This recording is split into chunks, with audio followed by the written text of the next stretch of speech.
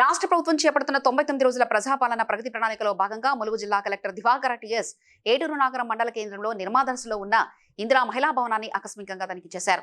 అనంతరం అక్కడి community health centre ను డయాలసిస్ సెంటర్ ను సందర్శించి పనుల పురోగతిని పరిశీలించారు. ఇక మళ్ళీ రాదు, మళ్ళీ ఈ అవకాశం ఇంకొకరికి రాదు. ఇప్పుడు మీరేమైతుంది, మీరు కట్టుకున్నారనుకో ఇంకొక పేదవాడికి అవకాశం వస్తుంది.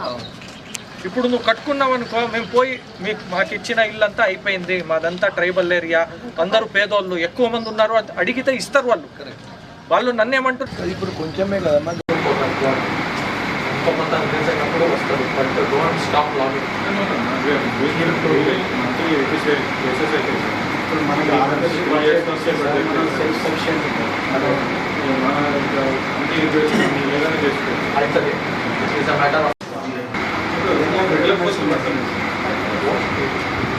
ఇంకొకరు ఎవరు మీరు ఎక్కడ